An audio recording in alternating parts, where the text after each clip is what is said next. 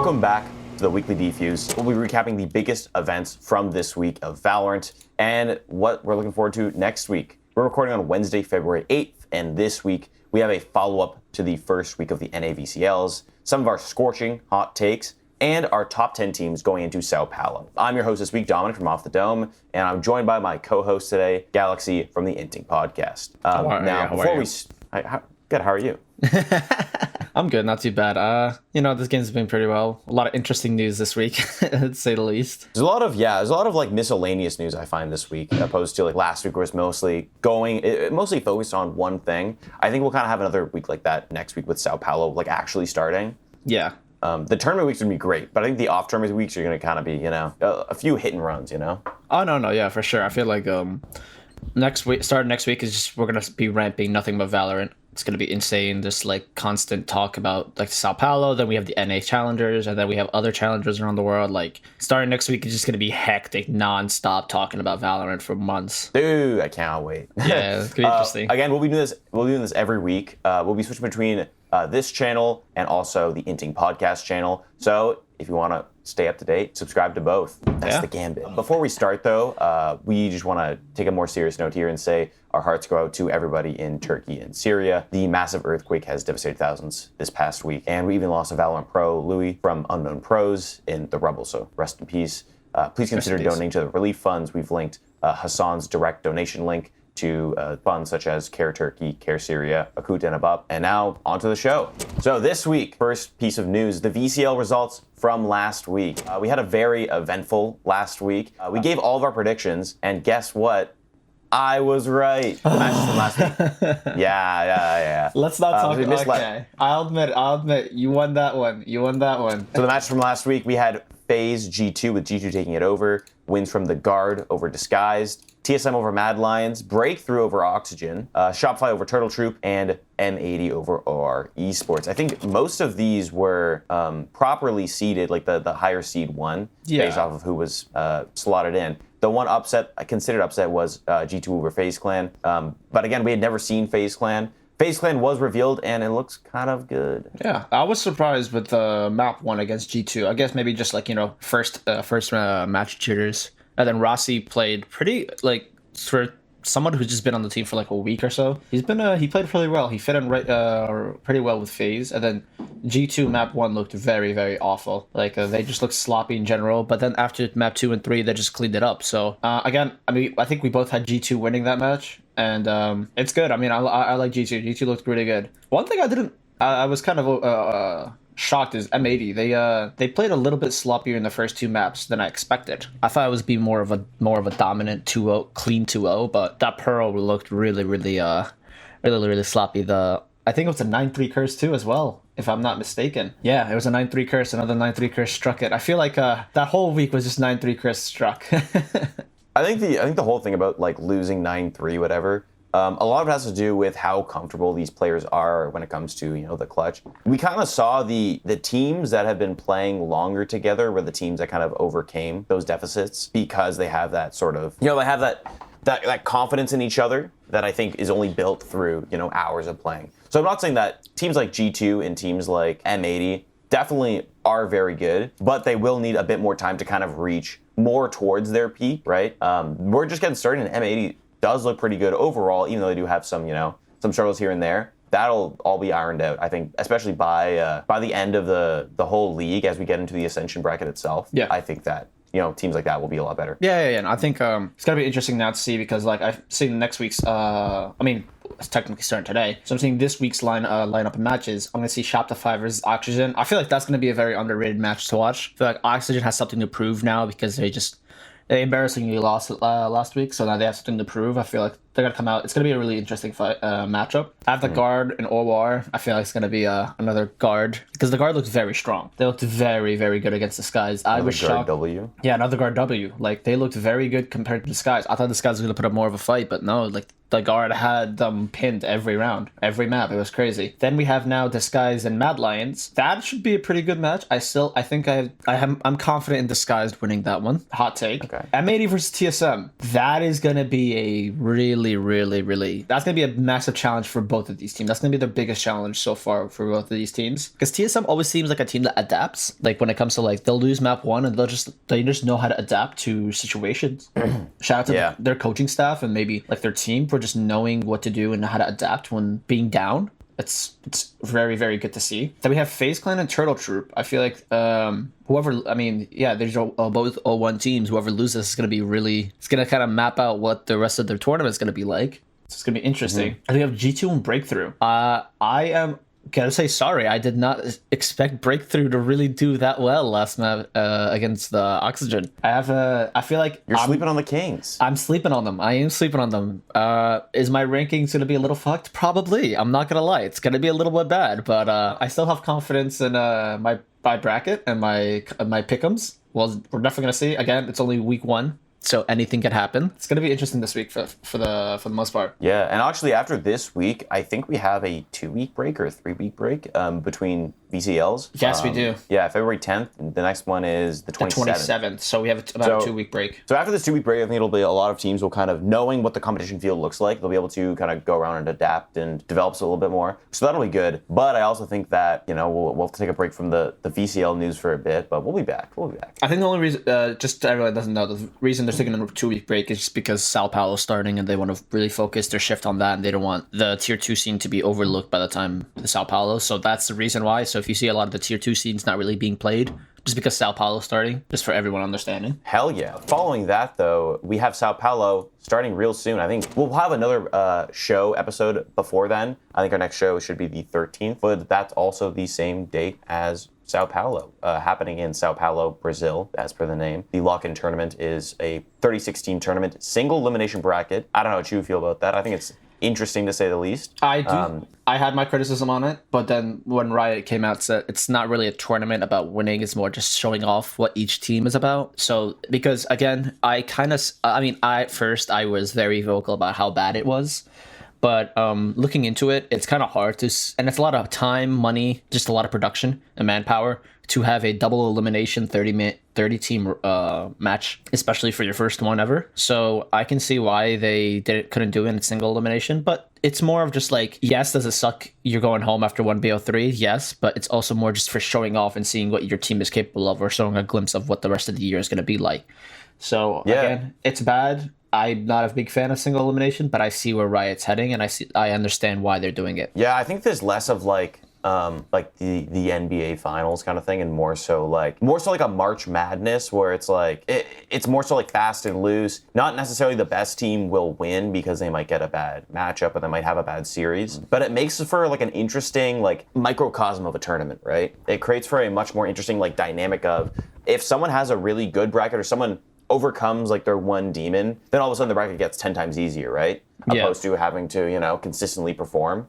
It'll really help teams that are streaking. And although it might not necessarily be like the best display of everyone's skill, it'll definitely give everyone a primer of what they're capable of. Yeah, for sure. It's gonna be interesting. Of course, don't take this tournament literally on who's the best team in the world, just because again, single eliminations don't really dictate who the best team in the world is. Again, this is just more of just testing the waters. It's really just another reason for Riot to flex their production team as well. So you got to keep that in mind. So it's gonna be good. I'm excited. It's gonna be starting next week is gonna be just nonstop Valorant. It's gonna be interesting. I love it.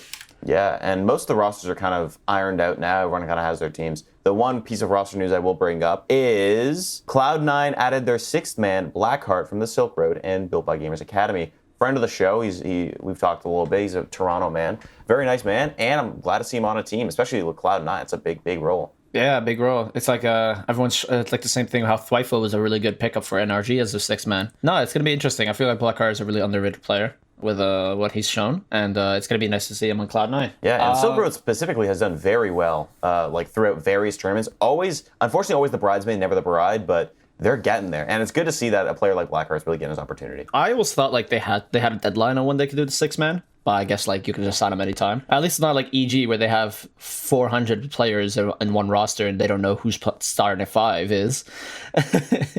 Yeah, so, they'll have to figure out that. That's gonna be. I don't even know. We still don't know who the starting 5 is. I just know that it's either gonna. I know it's gonna be Ethan and BCJ. They're already gonna be in the starting 5, but I don't know who the rest is. So it's gonna be fun. Right before we go into our next segment, I want to talk about how the Stinger meta is gonna. They nerfed it now. So they nerfed it, and it's now $100 or $200 more, if I'm not mistaken. Let me check for you real quick. It costs $950 to $110. Or no, 1100. So that's good. And they changed the range, the further range, the damage drop in further range. This is their way of nerfing the Stinger. It's still a good gun. This is the patch going into Sao Paulo. So I need everyone. So if you see less Stinger, anything, just keep that in mind. I think this is the patch that's going into Sao Paulo. Because it's not really a big change. I feel like they are going through this. It's not really anything. But it's going to be interesting. I was playing a few games last night with it. I still think it's a strong gun. It's still a powerful gun. It's just they tried to make it less accessible, to be exact. So with that, I think you're still going to see the Stinger a lot. It's still meta. It's still strong. But it's going to be a lot to adjust to. Agreed. I also play the game of Valorant. I love the Stinger. Yeah. When was the last time you played, Dom? I don't want to talk about it. Actually, last week, maybe 2 weeks ago. Okay. All right. So you're getting in there. 2 games and I won them both. Oh, there you go. See, that's all that matters. As long as you get 2 games a week. Yeah. I don't want to talk about when I played before then. I'm a busy guy. I swear. It's all good. It's all good. Sounds great. I love the competitive scene. I love, like, I don't know, the dynamics of maps, but I'm like, oh, the small day-to-day things of, playing the game. Yeah. I can see why. No, playing the game, it's not good for your mental. I think it's just best to just take a backseat and just, like, talk about the esports scene, to be honest. Well, speaking of going in with a good mental, let's talk about Eco Force, giving our hot takes, what we're saving on, what we're buying in on. And this week, I need to fortify my mental by doubling down, actually not by doubling down, by reneging my take from last week. And I'm forcing up on FaZe Clan. FaZe up, baby. Because FaZe Clan, they are actually good. I felt like last week, we were giving them a lot of flack in general because they just hadn't announced their roster. FaZe Clan was going through a lot of like shady stuff with their stock and their teams and various things. And having not announced their roster, not even announcing who they like had retained was really bad. They've retained most of the same roster. I think their one replacement was adding Rossi, who Rossi's been pretty good as well. So this FaZe Clan, we ranked them, like 10th last week, 10th, 11th, or something like that. They'll probably be like 6th or 7th. I still think that they're quality players and a quality team. Again, similar to FaZe of last year, very streaky. They'll be all right. Not bad, but I gotta take back my selling on FaZe Clan last week. So I'm buying in on this week. So you think if they lose this week, do you still believe they have a chance of qualifying for the groups? Who are they playing? I think they have a pretty harsh line sets of games. So if I was looking at FaZe Clan, they have at minus Turtle Troop, they would have to go against Shopify, Oxygen, and Breakthrough. I think they still have a pretty decent chance of qualifying because they did lose to G2, which was G2's one of the upper echelon members of the group. So I don't think they can kind of beat the lower echelon. They need to beat Turtle Troop, Oxygen, and or Breakthrough. Those are kind of the people to beat. Is it TheGuard, the other person there? No, they're not in that group. Shopify. Yeah. Yeah, no. I think they have a good chance of qualifying, especially because top 4 qualify. I don't know if I believe in Turtle Troop. So I'm still in the hopes. I'm still in the copium in the copium of Turtle Troop. But I can see. I mean, with the addition of Rossi, it's definitely a huge pickup. It's definitely a really good pickup, but it's definitely going to be interesting to see. What I think is my first hot take of the week. Yes, you know how much I love my hot takes. I say that TSM has the opportunity to upset M80. Reason being said is his shot calling, his IGLing has been was so crisp during Mad Lion. Of course, don't talk about Icebox. That was just we don't talk about Icebox. But when it came to Bind and Ascent, his shot calling and his mid rounds were so crisp. And also the addition of how Nature is playing out of his mind. Nature is such an underrated pickup. I still feel like nobody's given him the respect he deserves. But with him, he is definitely a pickup, and he's definitely have a huge impact. The only person I have a worry about is Seven. So of course, Seven was the Chamber main that for the last year, and due to Chamber being nerfed, I feel like he's had more of an identity crisis of what he's gonna play. we seen him on Killjoy, and then we seen him take it back as Jet. I feel like it's going to be interesting, and with him, he's going to have a very big impact. And if I feel like with Seven, it's going to see what he's going to prove to himself this week. Again, they won last week. That was good, but then it's against a completely different monster in M80. So it's going to be really interesting to see what they do. I'm just saying it's going to be interesting. It's going to be a close 3-game series, but I can see TSM as a major upset against M80.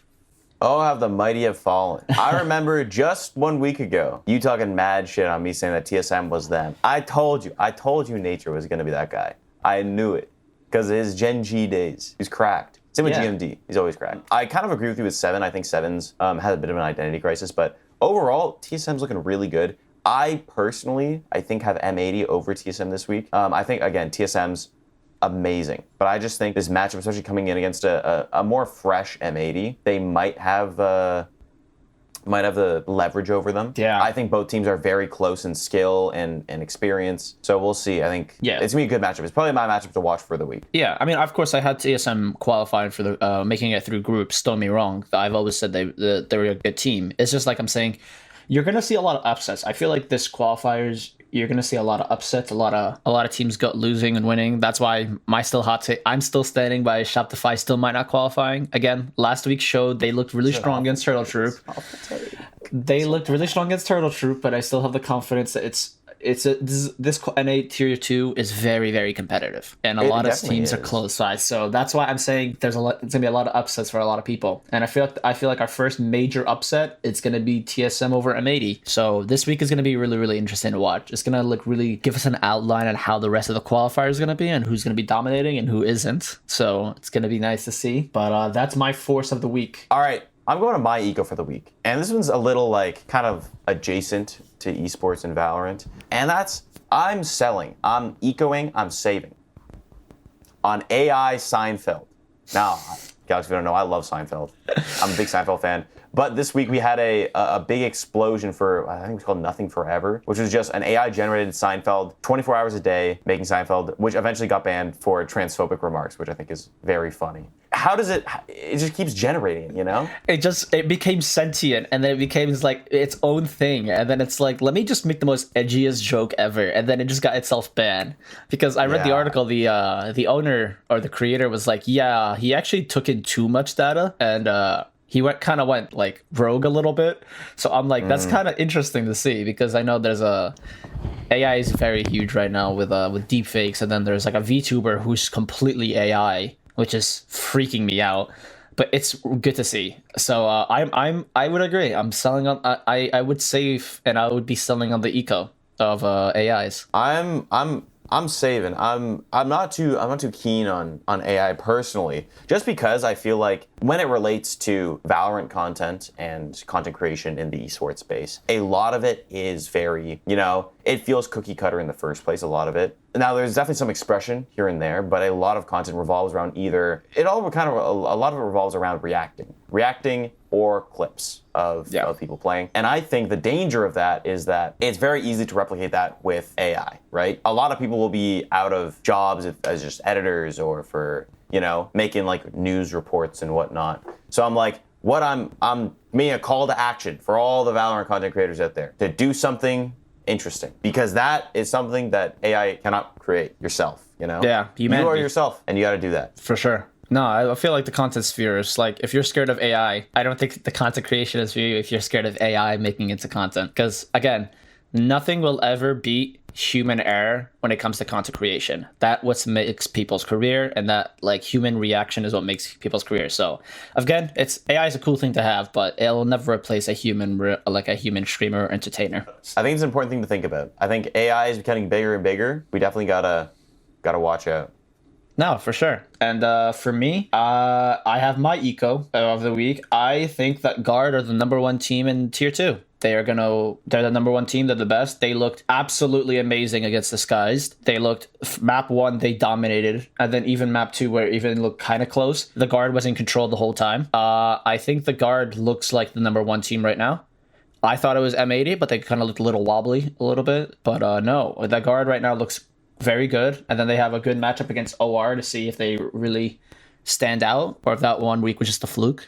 Of course, I have them winning. It's going to be an easy win for TheGuard, but it's going to be interesting. And I think I have TheGuard as number one team. They just playing. Valen is a number, like, he's playing as a number one controller in the world. He's disgusting right now. They're good. TheGuard they're definitely the team to beat. It's their kind of tournament to lose. I think teams like M80, G2, even like FaZe have a shot at it, but I think they're gonna have to come at the consistency and the pure talent that TheGuard has, and that's gonna be a tough ask. Yeah. I feel like everyone's going to be going after Guard neck. I think TheGuard's number one enemy right now, and beating them, if you beat them, it's an open on who's going to win, because as of right now, they look too strong to not win. So again, it's going to be everyone's probably going to base their whole thing just to beat TheGuard. So whoever has them in playoffs, good luck. Yeah, and so the final segment we're going to quickly go over is Sao Paulo. It's starting up next week, and even though it might not be representative of the top 10 will not be representative of the actual top 10 best teams in the world. I kind of want to go over the top 10 teams going into Sao Paulo, coming into from last year and coming into with, now that we've seen a bit more gameplay from some of these teams, we can more accurately judge them than just saying, that's a good roster right there, you know? Mm-hmm. So I'm going to give my top 10, and Galaxy, you can comment as we go along. All right, for number 10, I have Team Liquid. Team Liquid had a bit of a roster shakeup, getting rid of Scream and Vera and replacing them with Nats and Shados. I believe there's another change up in there as well. But overall, Leo, I'm pretty sure, if I'm not mistaken. Their new team is Yampy, Nats, Safe, Red Guard, yes. and Soul. Which I also agree is a good roster. It's a very strong and very well-formed roster, I feel like, because with Red Guard, I feel like now being the IGL, I feel like it's going to be Yampy's going to have more free range of being a pure opper now. Mm-hmm. And it's going to be, I feel like, Yampy's year of just really shining on when Red Guard's going to be taking more of the support role, because I feel like Yampy for the longest time was taking the support role of just being the support opper. Yeah, and I think Team Liquid, they have a really good constructed roster, but it will take some time to kind of build itself back up. But I think that the consistency of a lot of their players and the X factor of Yampy will help them, has lifted them to number 10. Yeah. Would you agree? Would you disagree? I would agree. I would agree. Number 10 would be a good pick for Liquid. In that range, okay. So number 9. I know when I was kind of showing you this list at first, you had some contentious points. I said Zeta Division. Zeta Division, the number one team coming out of Japan. We've seen them operate at a high level. This team has stayed the same. They performed super well at an event recently, taking a map off of Paper Rex, which was super cool to see. They did lose to DRX and Fnatic, beating Gen G. They've had a lot of up and down performances, but they've been able to prove that they can work at the top level, which I think deserves some credit, especially as it's the same roster. So I think this carryover from last year will be a lot more beneficial to a team like Zeta Division, and they'll be able to capitalize that on some of the inexperience of some of these other teams as a team, right? That's why I have them at number 9. Where would you rank them? So again, it's nice to see them as the whole roster just stayed the same. There was no roster change. So I think everyone was the same. So that's a pretty rare sight to see. I would say it's kind of interesting that you put them as a top 5, because I would have replaced them with Leviathan, in my opinion. I feel like Leviathan is way on, because they were just overshadowed by Loud and Crew, but I feel like they're definitely a top 2 team in South America, at least. Shout out to my boy Fernando, CEO. I think that with what they have, and they got some players from Crew, they got some players from Furia, and then they made a really well-rounded roster. I feel like Leviathan is very slept on, even though I feel like they're a top 2 team in South America. I think I would have rather put them over Zeta, but I wouldn't be opposed for Zeta to be up there, because they've seen that they've been pretty good last year. Last year they had a really good roster. They really put Japan on the map, essentially, with their runs. So I'm very impressed with them. I hope they continue their dominance, because their first matchup is literally Leviathan for Sao Paulo, so it's going to be interesting to see. I will say I did have that sort of clump of Zeta, Liquid, and Leviathan all in the same group, because I think that they all are around the same level. So I understand in you saying that. Leviathan does look really good. I kind of gave Zeta Division the edge over because that roster has performed at the highest level so far. Leviathan has made a couple upsets, but I think because of Zeta's more proven sense, I gave it to them, even though Leviathan does kind of look like a better roster right now. So we'll have to see how it goes in their first matchup. Yeah, they've been a little bit more consistent than Leviathan, so I can agree. Yeah. Number 8. I lied. Number 8. I gave it to Loud. I hate to rank them so low.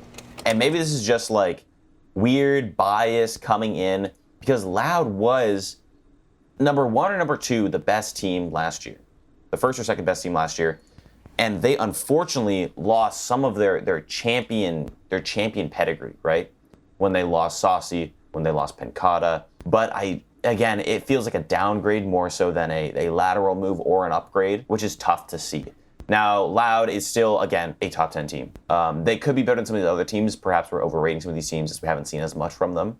But I think Loud, especially players like Aspa, Static, less. Those players are so good, and we're going to see them perform again. Their first matchup was against Genji. They look like they have a call to the throne for winning this tournament. But I just feels like this whole scene is just so stacked right now that it's number 8 seems like it's a bad role, but it's just they're on that like tier 1, tier 2 like of the best teams in the world. Yeah, it's literally by inches. Like you gotta take it this way, that like all these teams, like these top rankings, like they're all by literal inches of how good it could literally any team could be. It just literally depends on who comes to play that day.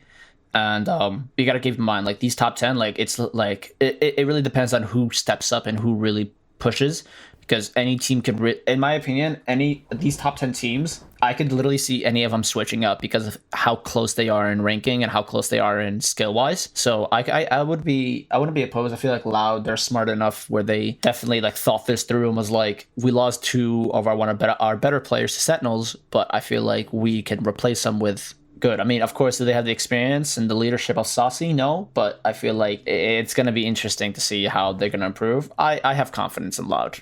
Vamos Brazil. Yeah, I think this is kind of the tier of players we might be underrating a little bit. Number 7, I have NRG. Now, NRG going in looks like tournament favorites, but I think in the criteria of how they're going to be going into Sao Paulo, I would rank them number 7 because this is a completely fresh roster. They have pieces from Optic, they have pieces from FPX, they have pieces from the original NRG roster. Signing FNS Victor Crashes from Optic as along with their coach Chet. Amazing stuff. Som from NRG, amazing duelist, probably one of the top 5 duelists from North America. And also getting Artis from FPX, that guy's cracked. A lot of championship pedigree in this roster, but it's going to come down to how they can play and how they can adapt. It took Optic a long time to kind of build to that point where they were so consistent and dominant.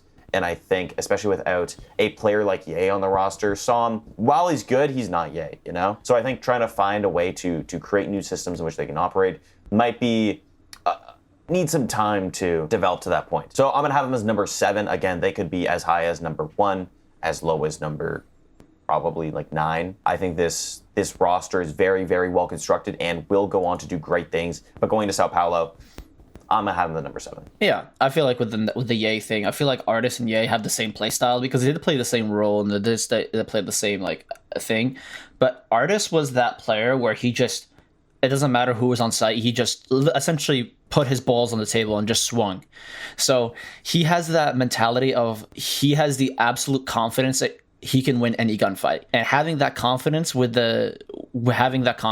that skill on your team is a very potent and very promising addition. Again, Artis is just, I feel like, a more aggressive and a more just, I'm going to swing and I know I'm going to win this fight type of player compared to Ye, where Ye was a very good player. Don't get me wrong, top 3 player in the world. But it was like Artis was more of just like, I'm going to be a more aggressive Ye. And it's going to be a good, I feel like NRG did a really good job in replacing him, and I feel like Artis is going to squeeze right in. And I was seeing that Sam is actually playing the controller role, which he did play once when it was Tex, Hayes, EU, and Ethan. He did play the more of the controller role because they gave Tex the more of the opping role. So it's going to be interesting to see what they have in stored for us. But I still think that roster is really good. I mean, I could put them at top 5, but I think 7 right now just because of the uncertainty is pretty good.